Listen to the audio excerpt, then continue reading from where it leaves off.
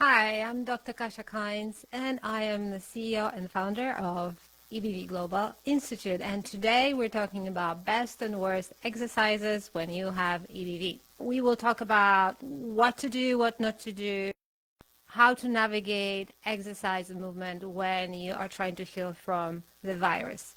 So let's begin. If you are like most in our community, you may have been an athlete or you may have been very active before EBV hit you.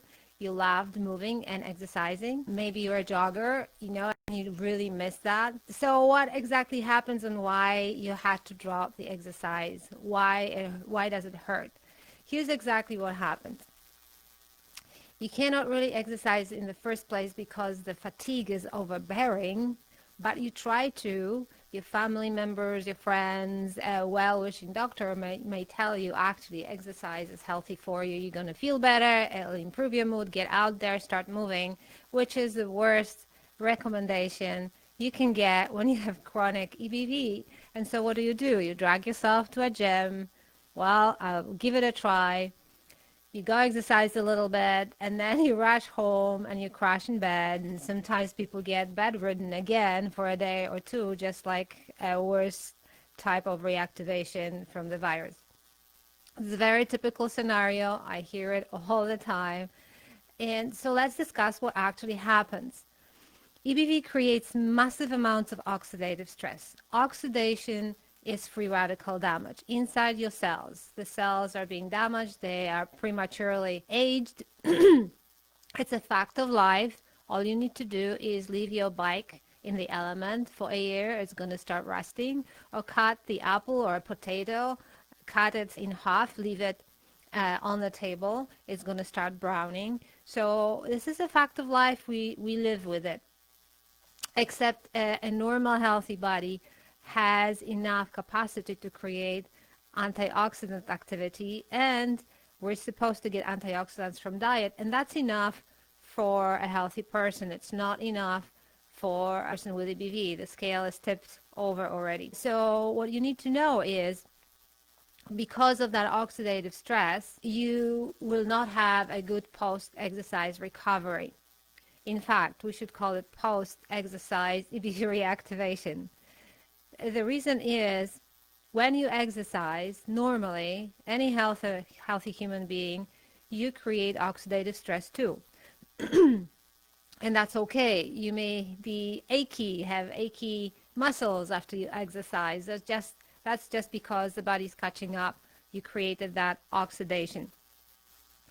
And why were you fine before? Because you had a better balance. But let me tell you an example that is really extreme, but just to give you a reference frame. People do die from oxidative stress from over-exercising, and the prime example is marathon runners. First of all, take a look at how aged they look.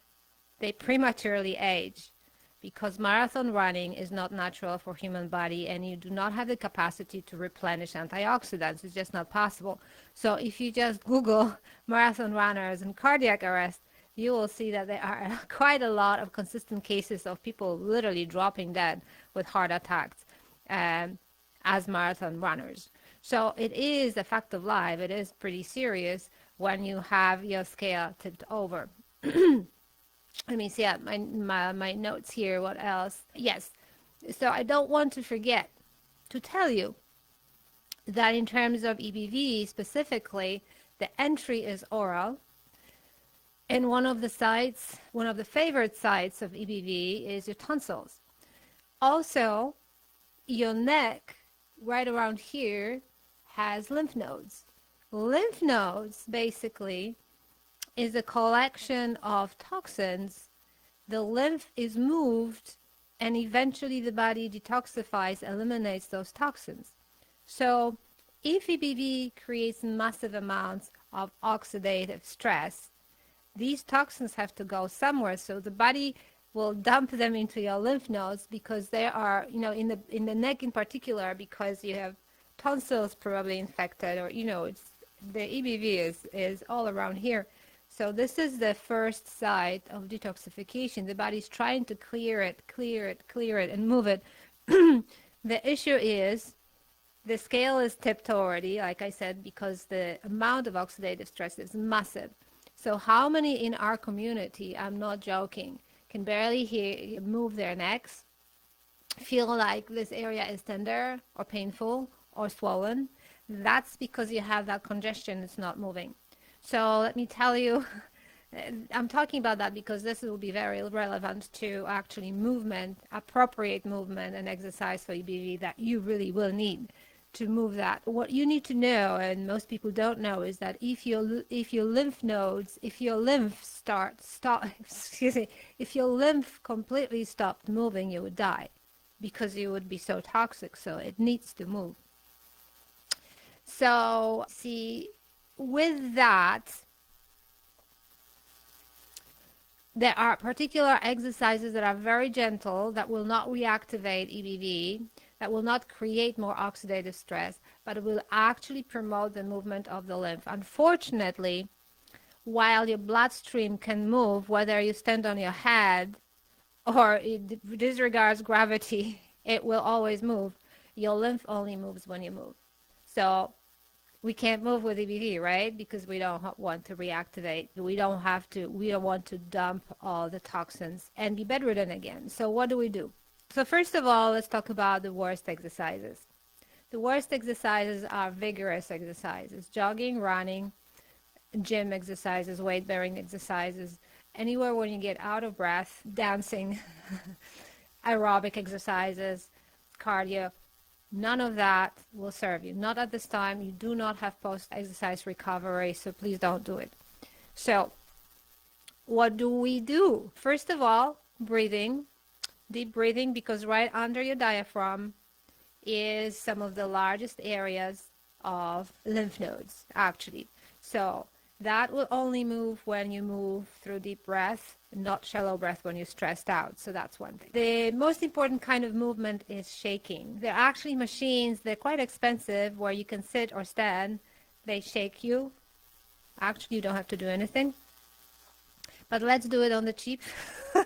You don't have to invest. You don't need anything. You just need yourself. So I'm going to demonstrate how to exercise properly to move the lymph, like literally instantly. And I want you to do it only for a minute, not more, a day. That's all you need. So imagine that you stand. I'm going to stand here. And imagine that you are in a concert, sports, events, and you're cheering for your team. So basically, you are shaking your hands and arms. You're loose on your knees, so the knees are bent. Your feet are on the ground, they're not moving, and you start shaking. So basically, you can hear in my voice that I'm shaking right now. So you can pretend, you can do it to music. You can pretend there's music. And another way to do it is pretend that you're holding a skipping rope and you're basically jumping on a skipping rope. If you have one, great. If you don't have one, just imagine that you're holding it and you're standing on the floor and you're jumping. That's as easy as it is. The best idea, if you have it, or if you can invest $50 or so, is a rebounder. A mini rebounder, that big, nothing fancy, that low, doesn't have to be big. Put it somewhere in a room and bounce on it for about 1 minute again. You may even be able to shed some unwanted weight that is lingering around, because you're actually, some of the weight that women in particular complain about is not just so much fat, it's actually inflammation. You need to move the toxins. And so you're literally massaging all the organs and moving all lymph all over the body. It's a great shortcut. You won't overdo it. And trust me, if you rebound 1 minute on a rebounder, that's a lot. You'll be out of breath. And if it's too much and you start feeling like the fatigue is overbearing again and you have to go to bed, cut it to 30 seconds. What we don't want is you getting worse. And the last thing that I will say is go for a gentle walk. Get some oxygen, hug trees. If it's summer, take your shoes off, feet on the ground, on the grass, in water. Excuse me, it's very healing. and you're actually plugging into negative ions from the earth itself. Now, this is not voodoo, this is science. Negative ions are anti-inflammatory. We have too many positive ions in the way we live. We're insulated from the ground with the shoe soles that don't conduct negative ions, so we're blocked. The way we live, industrial living, all this, there's a lot of positive ions around me. We don't have that grounding enough, so you will feel so much better.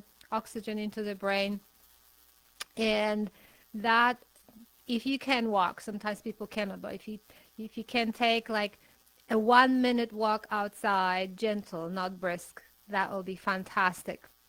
A final note of caution, especially in our community, when people start healing and feeling better, you know what happens? EBV, well, let me reframe it. A lot of people in our community are overachievers, type A personality. And when they start feeling better, they instantly want to do more. Clean the kitchen, go for a brisk walk, go for a run, maybe first time in a year. So when you start feeling better and you start healing, please don't overdo exercise. Be cautious, because you're still not out of the woods. So you may overdo it, but just walking 5 minutes too long, you may have to go home and be in bed for another day. So just be aware that your tolerance to exercise and post-exercise tolerance, that is like a litmus test of your recovery. So you may go up and down. Eventually you'll get there, but slow and steady, please. So don't overdo exercise just because you're feeling better. You're not ready. Take it slow. Hopefully this will help you make decisions. And the most important thing is you don't lose your sanity and you don't worry about it. There's a logic to it. It's explainable. And I hope this will help you navigate exercise moving forward.